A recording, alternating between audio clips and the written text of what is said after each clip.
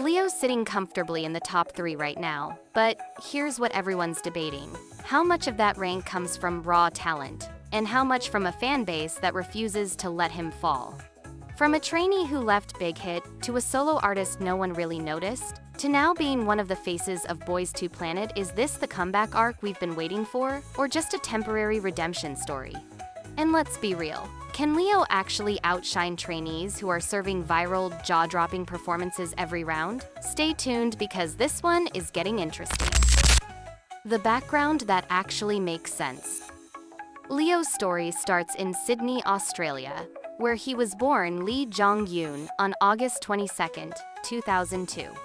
He grew up like any other Korean-Australian kid, speaking English at school, Korean at home, and navigating that whole dual identity thing. Then at 17, he dropped everything and moved to Korea to chase the idol dream. Romantic? Maybe. Terrifying? Definitely. Imagine being a teenager thrown into one of the most competitive industries in the world, with language and culture working against you. He got picked up by Big Hit Entertainment, yes, that Big Hit, where he became part of Trainee, the pre-debut group that was supposed to be the next BTS project. He even had a small appearance in a BTS music video, which got people hyped. But by 2022, he was out. The reasons? That is where things get messy. Supporters say it was about mental health that he made the smart choice to step back before the system destroyed him. Critics argue he simply could not keep up with Big Hit's brutal standards. Honestly, both could be true. Either way, leaving a powerhouse agency was a massive gamble. There is also this narrative that some fans blame Leo for Trainee A never debuting, but that seems like typical scapegoating more than actual facts. Post Big Hit, Leo did not just disappear. He released music under 131 label, dropping tracks like One Look and the EP Come Closer. They were not chart toppers, but they kept his career breathing. He also joined Rap Public in 2024, where his performance was fine. Not embarrassing, not legendary, just fine. By 2025, he signed with Grid Entertainment, teaming up with trainee Lee Sang-won for a planned duo. And here is the smart move. Leo was the one who convinced Sang-won to audition for Boys2Planet with him. That decision might be the best thing he has ever done, because now both names are climbing the ranks together.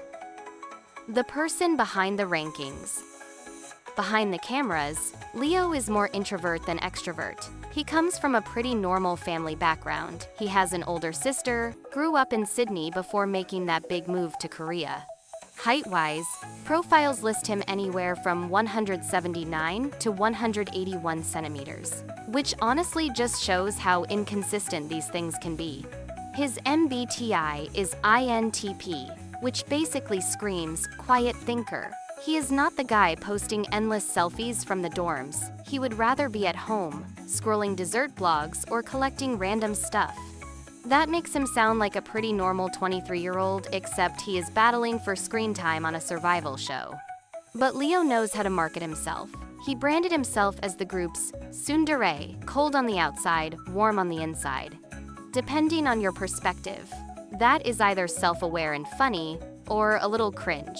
He once wrote "Move On" for a trainee friend who left, showing he processes emotions through music. His idol role model, BTS's V. Makes sense, both have that understated charisma and lean toward R&B influences. His dream is to hold a solo concert someday. Fans describe his voice as refreshing, like soda, and mentors on Boys2Planet have acknowledged he has something distinct going on. But here is the thing. Individuality does not always translate in a group dynamic. Can Leo's reserved artistic vibe keep up with the high-energy personalities that usually dominate idol groups? That is still an open question.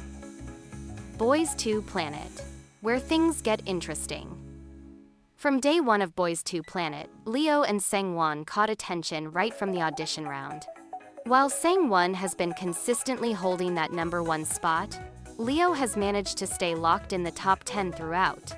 The Leowon duo has become a genuine fan favorite, with people actually invested in seeing both debut together. Leo's rankings tell a story. 5th in the first announcement, steady at 5th when groups merged, then climbing to 3rd in the most recent elimination. That is not just luck, that is a dedicated fanbase showing up every single round. And it is partly thanks to his distinctive vocals that the masters keep praising.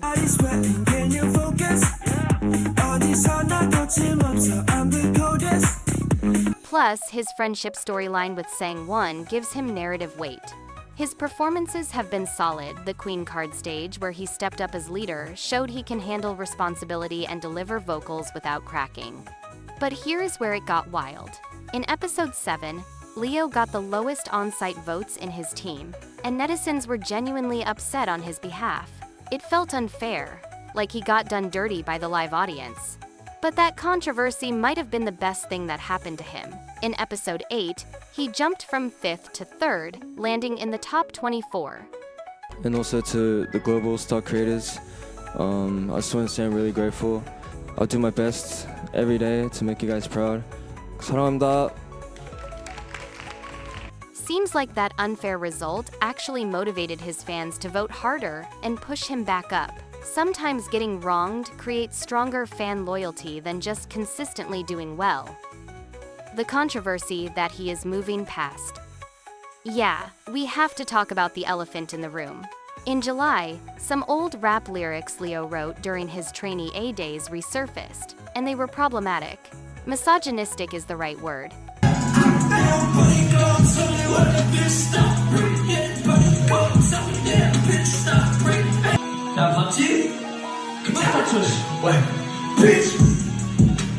Korean netizens were understandably upset, and the backlash was swift.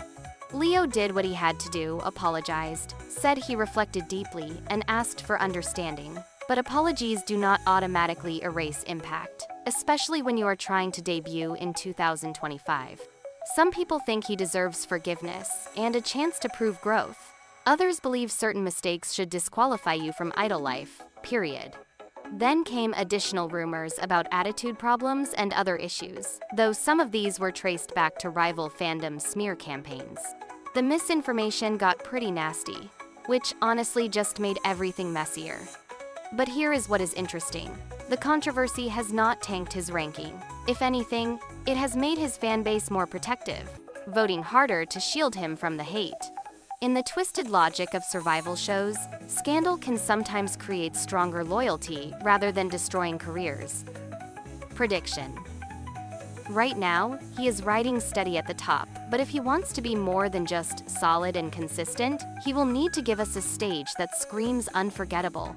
And here is the million-dollar question. Is Leo genuinely top 3 material because of his skills? Does he deserve that? What do you think? Drop your takes, because this debate is only getting hotter.